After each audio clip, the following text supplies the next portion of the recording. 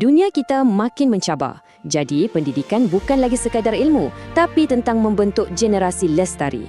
Tugas kita melahirkan generasi yang bukan sahaja tahu, tapi juga mampu bertindak dengan penuh tanggungjawab. Tapi persoalannya, adakah sistem pendidikan kita dah betul-betul bersedia untuk cabaran global ini? Wawasannya memang jelas, tapi pelaksanaannya di sekolah ada banyak cabaran yang perlu kita atasi. Matlamat utamanya untuk lahirkan generasi celik kemampanan. Tapi apa maksudnya tu sebenarnya?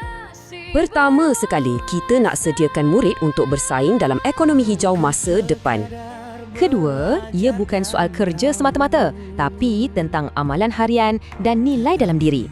Dan impian besarnya adalah untuk menjadikan kemampanan ini sebahagian daripada budaya kita semua, bermula di sekolah. Inilah misinya. Teras Strategik 6. Satu komitmen padu untuk ekosistem pendidikan kita. Inilah asas Teras Strategik 6. Lepas ni, kita akan tengok macam mana murid sendiri jadi ejen perubahan.